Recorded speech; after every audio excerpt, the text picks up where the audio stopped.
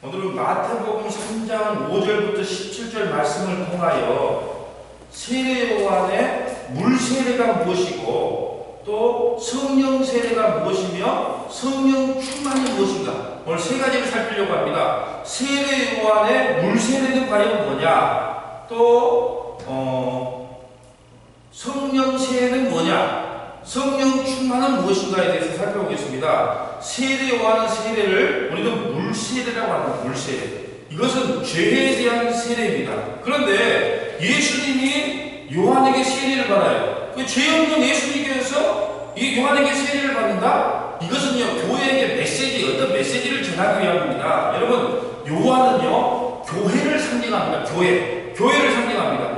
요한은 교회를 상징합니다. 그래서 예수께서 요한에게 세례를 받는다, 이 말은 교회와 그리스도의 연합을 상징하는 거예요.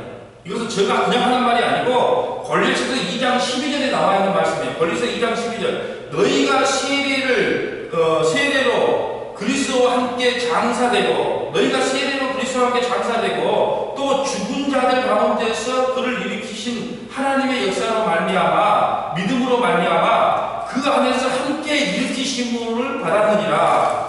너희가 세례로 그리스도와 함께 장사되고 또 죽은 자 가운데서 그를 일으키신 하나님의 역사를 믿음으로 말미암아 그 안에서 함께 일으키심을 받았느니라. 그러니까 요한에게 죄 없는 예수님이 세례를 받는 이유는 요한은 교회를 상징합니다. 그래서 세례를 받았다고 하는 것은 예수님 자체가 죄인이 되어버린 거예요. 그리스도와 연합되어버린 거예요. 교회와 예수님의 연합이 되어버린 거예요. 이걸 상징하는 거예요.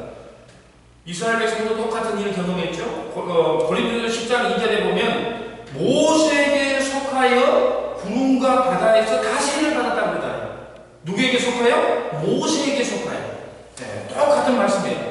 이 요한의 세례를 회개의 세례, 죄에 대한 세례라고 합니다. 이 요한의 세례를 회개의 세례, 죄에 대한 세례라고 합니다.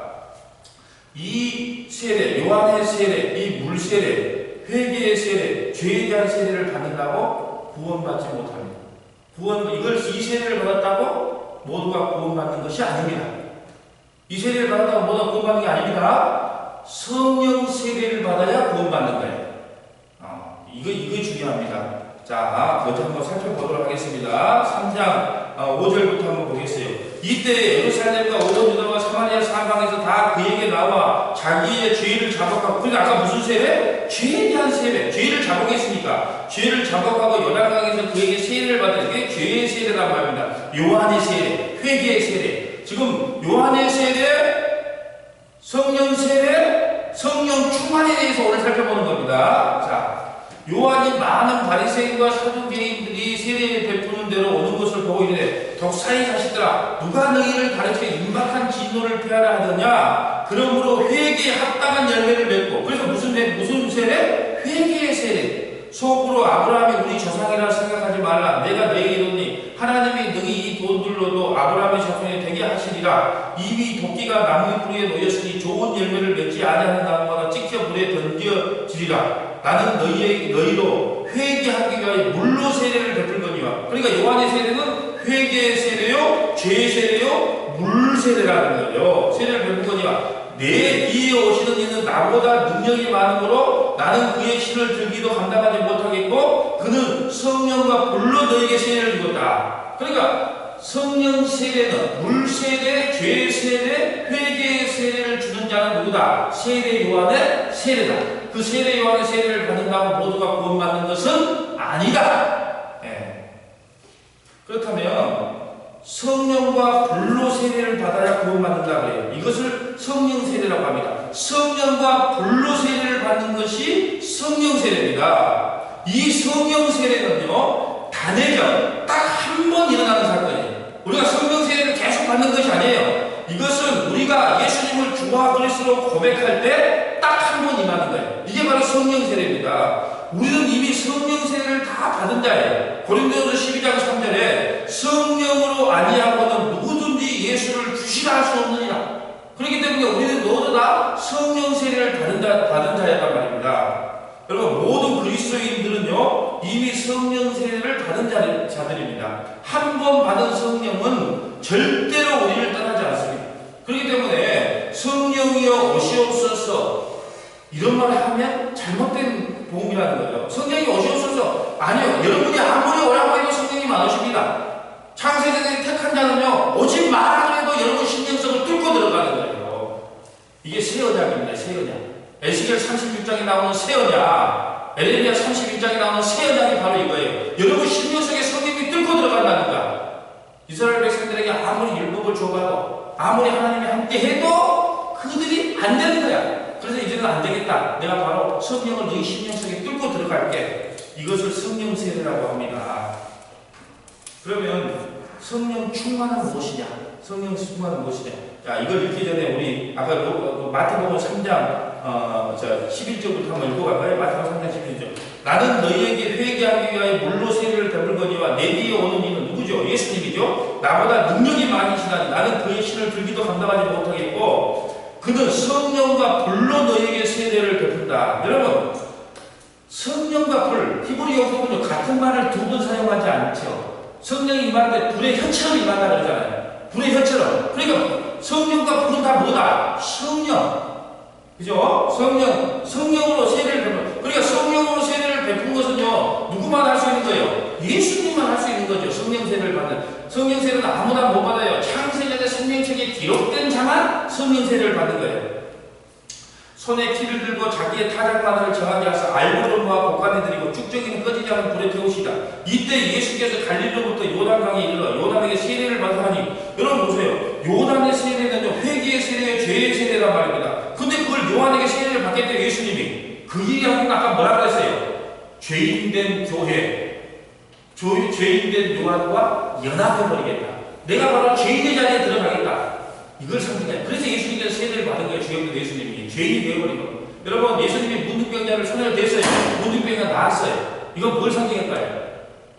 예수님 자신이 뭐가 되어버린 거예요? 문둥병자가 되어버린 거예요. 전적인 부패자가 되어버리는 거예요.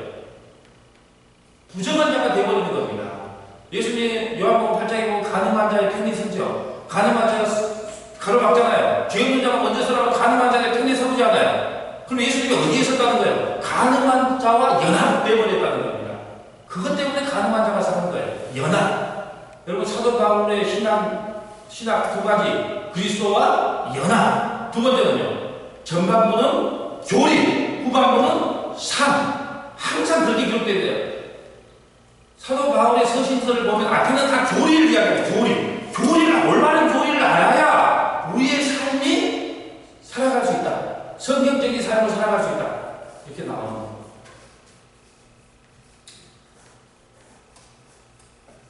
13절 이때 예수께서 갈릴리로부터 요단강에 이르러 요한에게 세례를 받으라니 요한이 말려 이르되 내가 당신에게 세례를 받아야 할 터인데 당신이 내게 오시나이까. 예수께서 대답하여 이르시되 이제 허락하라. 우리가 이와 같이 하여 모든 의를 이루는 것이 합당하니. 이에 요한이 허락한지라. 예수께서 세례를 받으시고 삼위일체가 여기서 나오는 겁니다. 성경에 삼위일체라고 직접 기록되는 건 없어요. 근데 성경을 읽다 보면 아 삼위일체로 예수님이 계시구나, 하나님이 계시구나, 성령님이 계시구나 알 수 있는 겁니다. 예수께서 세례를 받으시고 누구 나옵니까? 예수님 나오잖아요. 그 물 위에서 올라오실 때 하늘이 열리고 하나님의 성령이 예수님 나오시죠? 하나님의 성령 나오시죠? 비둘기같이 내려 자기 위에 임하심을 보니 하늘로부터 소리가 있어요. 하늘로부터 누가 소리가 내요? 성부 하나님. 예, 있어. 말씀은 이건 내 사랑하는 아들이요 내 기뻐하는 자라 하니. 자, 그러면 성령 충만에 대해서 살펴보겠습니다. 다음은 성령 충만. 지금 세례 요한의 세례, 그 다음에 성령 세례, 그 다음에 성령 충만에 대해서 살펴본 겁니다. 자, 성령 세례는 단회적인 사건이라고 했어요. 한번 내가 예수 그리스도를 주 앞에서 고백하면 성령 세례를 우리가 받은 자가 되는 거예요. 근데 성령 세례를 받았다고 어떤 기적과 이적과 표적이 어떤 현상이 나타난다고 주장하는 것은 잘못된 거예요. 아무런 현상이 나타나지 않을 수 있습니다. 어떤 교파처럼 방언을 받아야 성령 세례를 받았다. 아니에요. 어떤 반응도 일어나지 않을 수 있다 이 말입니다. 성령 충만은 뭐냐 하면 이것은 계속적이며 반복적이며 진행적입니다. 성령 세례하고 성령 충만은 틀립니다. 성령 충만은 계속적이며 반복적이며 진행형이다. 반복적이고 연속적으로 임하는 것이 성령 충만이에요. 반복적이고 연속적으로 임하는 것이. 그렇기 때문에 성령 충만은요 우리의 노력과 열심이 필요합니다. 희한하죠? 계속 조 목사님이 은혜만 이야기하면 어느 정도 노력과 열심이 필요하다. 아니요. 성령 충만은요, 우리의 노력과 열심이 필요한 거예요. 왜 그러는가? 한번 봐볼까요? 성경을 보면 알아요. 자, 에베소서 5장 18절에 보면 오직 성령 충만을 받으라 이렇게 됐어요. 성령 충만한 자가 성령 충만을 받으라 그랬으니까 그러면 이렇게 보면 돼요. 성령 충만한 자가 무슨 일을 했는지 보면 성령 충만 받은 자가 아닌가를 알 수 있어요. 성령 충만자가 하는 일이 뭔가를 보면 성령 충만자가 하는 일, 성령 충만한 자가 바로 저런 일을 하는구나. 그걸 알 수가 있다는 거예요. 그러면 성령 충만한 자가 하는 일이 뭐냐? 한번 보겠어요. 한번 순서대로 살펴보려면 사도행전 4장 7절입니다. 사도행전 4장 7절.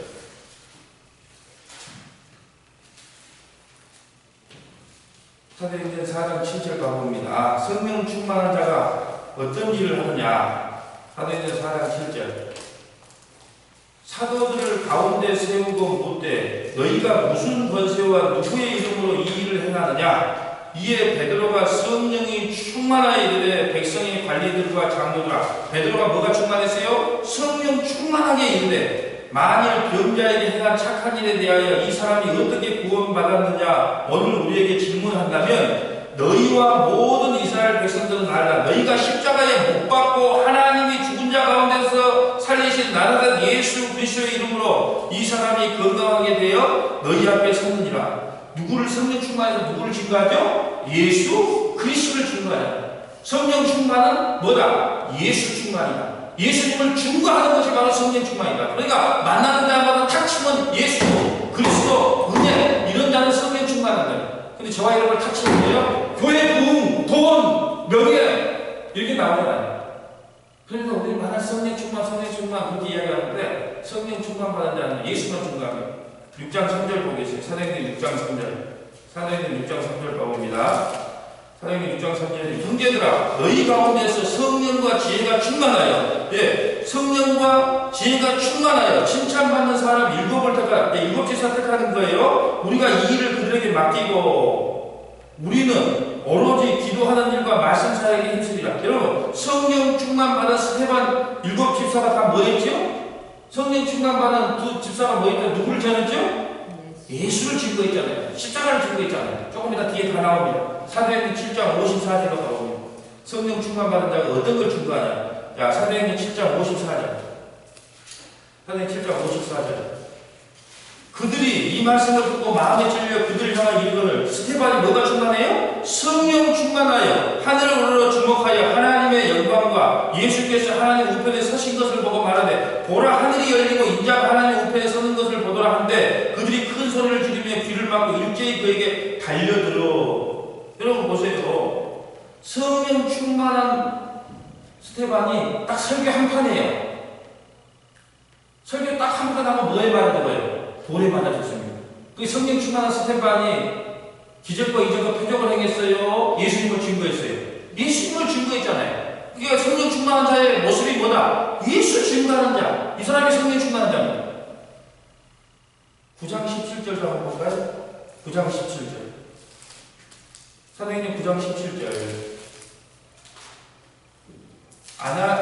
아나니아가 떠나 그 집에 들어가서 그에게 안수하이되 형제 사울아 주 곧 내게 오는 길에서 나타나셨던 예수께서 나를 보내어 아나니아라고 가서 사도 바울 지금 눈이 멀어진 사도 바울 안수하는 장면입니다. 너로 다시 보게 하시고 성령으로 충만케 하신다 하니 성령으로 충만케 하신다 하니 누가 성령으로 충만케 한다 그랬어요?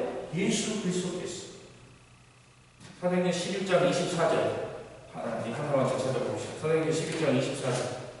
사도행전 11장 24절 보겠어요. 자, 바나바는 착한 사람이요.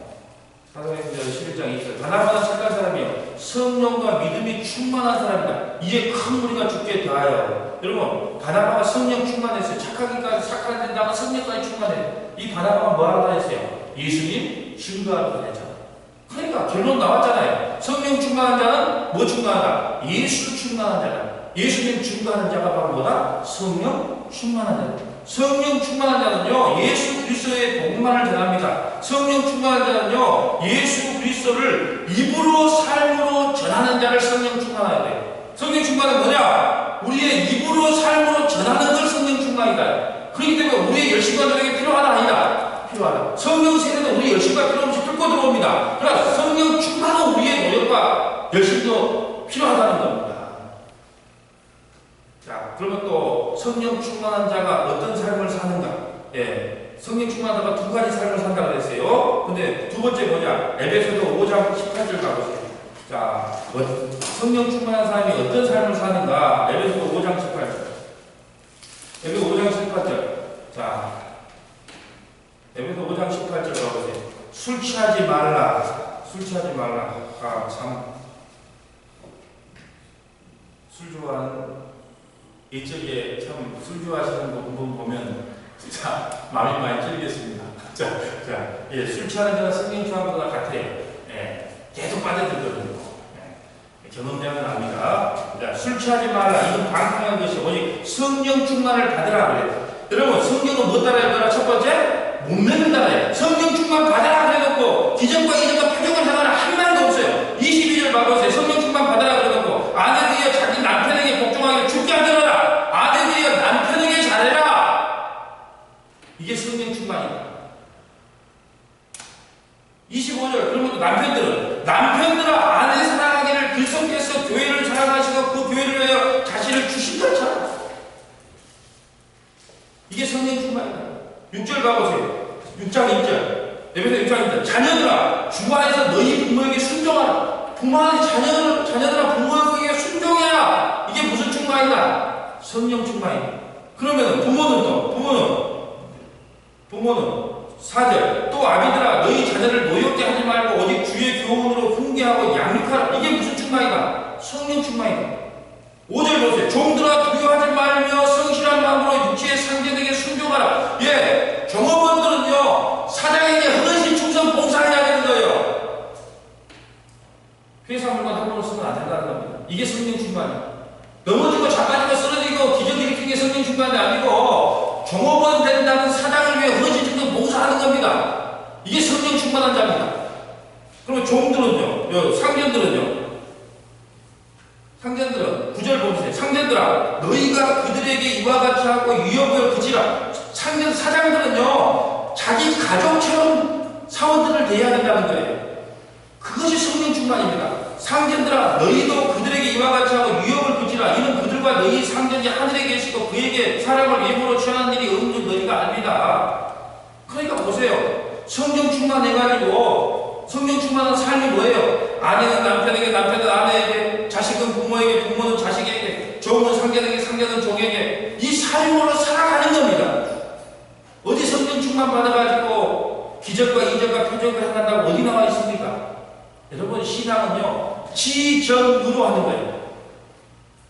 지정, 이게 중요합니다. 신앙생활은요 무조건 감정 따라 근본 따라 이게 하는 게 아니고 지정으로 하는 거예요. 성령 충만 받은 자는 반드시 두 가지 표적이 나타납니다. 첫째는 예수를 증거하는 삶을 산다. 두 번째는 현재 있는 삶에 충실한다. 이게 기본입니다. 남편 밥 안 차려주고 기도원 가서 일주일 금식하고 한데 아무런 의미 없어요. 학교가 다니는 자식 도시락 안 싸주고 새벽 예배 나가서 10시까지 기도하고 왔네. 아무런 의미 없어요. 자식 밥 잘 도시락 싸서 학교 보내고 남편 출근할 때 아침밥 잘 이거 다치고 이게 성령 충만입니다. 여러분 사업은 한 번 망하면요 다시 일어서면 됩니다. 결혼은 실패하면 다시 재혼하면 됩니다. 그러나 신앙은요 한 번 잘못 가면요 영원히 망하는 거예요. 갈라디아서 1장 6절부터 10절까지 한번 가보겠습니다. 갈라디아서 이것만 읽고 마칠랍니다. 갈라디아서 1장 6절부터 10절. 갈라디아서 1장 6절부터 10절. 사업은 한 번만 하면 다시 일어나면 돼요. 결혼이라고 하는 것은요, 한 번 실패하면 지원하면 돼요. 그러나 우리의 신앙은 한 번 망하면요, 한 번 잘못 들어가면 영원히 망하는 거예요. 갈라디아 1장 6절.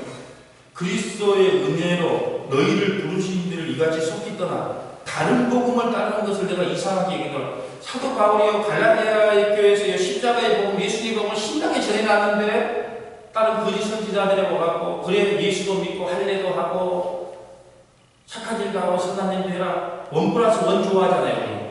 원 플러스 원을 해라. 여러분, 원 플러스 원이 왜 나쁜 줄 아세요?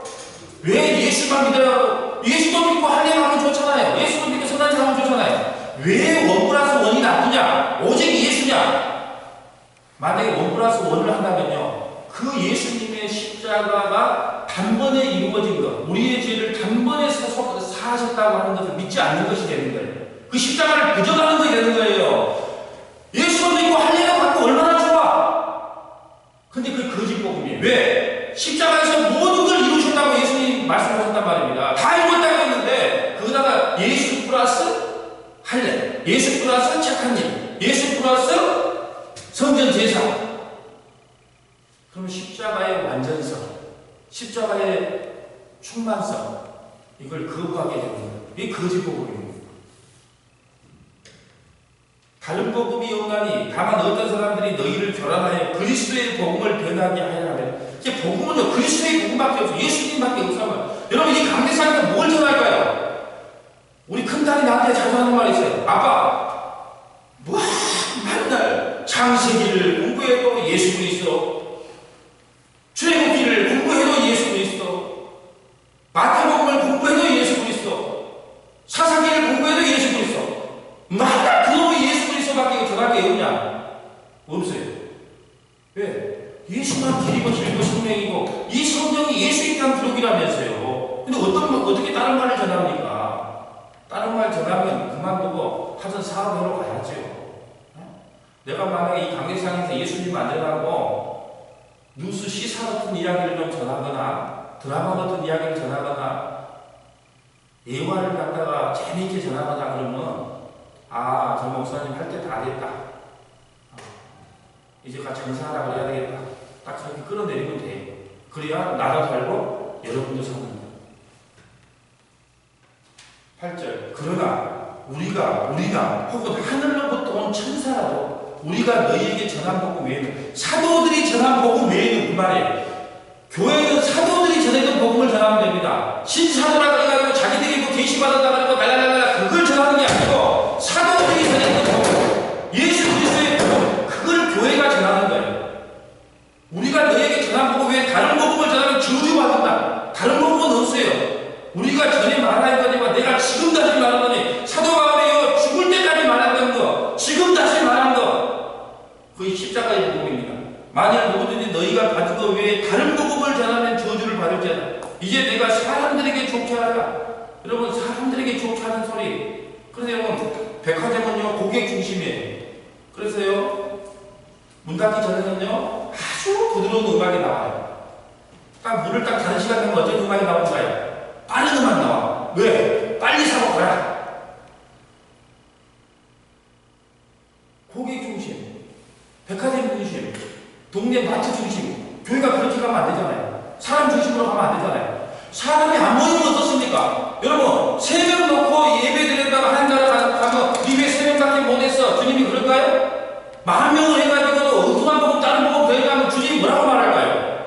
사람이 드렸습니까? 하나님이 드렸습니까? 하나님 앞에 내가 어떤 판단을 받을 것인가? 어떤 평가를 받을 것인가? 이게 중요한 거 아니겠어요? 저도 때는 욕심이 나요. 성도들 기분 좀 좋게 해줄까? 네. 내가 사업을 했던 사람이라서요, 사람들을 어떻게 하면 기분 좋을까를 잘 알아요. 근데 성경은요, 그렇게 생각하면 저주를 받는다. 그래서 못 전하는 거예요. 이제 내가 사람들에게 좋게 하려, 하나님께 좋게 하려, 사람에게 기쁨을 구하려. 내가 지금까지 사람들에게 기쁨을 구하였다면 그리스도의 종이 아니니라. 여러분이 사람들의 비유, 사람들의 눈치를 보고 목회를 계속 하신다면 당장 그만두셔야 됩니다. 사람들의 평가를 두려워하는 것이 아니고 하나님의 평가를 두려워해야 합니다. 오늘 말씀을 통하여 아까 그 성령님하고 같이 우리 연결되기 때문에 오늘 말씀을 통하여 네 가지를 보겠습니다. 네 가지. 오늘 말씀을 통해 어플리케이션이 아니에요. 오늘 성령께서 오늘 저자의 의도, 우리에게 하시고 싶은 메시지가 무엇인가를 성도들에게 전해준 것이 내일이지. 이렇게 사세요, 저렇게 사세요. 그건 성령님이 알아서 하신 거예요. 하나님 말씀에 살아서 운동력이 있다면서요. 왜 내가 그 운동력까지 합니까? 그건 하나님이 하신 일이지. 저는 성경에 나와있는 이 성경이 뭐라고 말하는가 저자의 의도만 여러분에게 설명하는 겁니다. 여러분도 그렇게 전하시면 돼요. 첫째, 성령님은 죄에 대하여, 의에 대하여, 심판에 대하여 증거하는 영이다. 성령은 죄에 대하여, 의에 대하여, 심판에 대하여 증거하는 영이다. 두 번째, 성령님은 제가 죄송합니다. 자꾸 성령은 하나님의 영을 하고 성령님은 좀 거들어지는 것 같아요. 자꾸 성령 이렇게 말하는데 조심해야 돼. 성령님은 제가 좀 급하다 보니까 성령 그런데 성령님은 예수 그리스도를 증거하는 영이다. 성령님은 예수 그리스도를 증거하는 영이다. 세 번째, 성령 세례는 단회적 사건으로 단 한 번 일어난 사건이에요. 평생 단회적 사건으로 예수님을 주와 그리스도로 고백할 때 임하는 사건이다. 성령 세례는 단회적 사건으로 예수 그리스도를 주와 그리스도로 고백할 때 임하는 사건이다. 마지막 네 번째, 성령 충만은 연속적이며 반복적이며 진행형으로 예수를 증거하는 자와 삶으로 살아가는 자, 이 자를 성령 충만한 자라고 한다. 성령 충만은 연속적이며 반복적이며 진행형으로 예수님을 증거하는 자와 하나님의 백성답게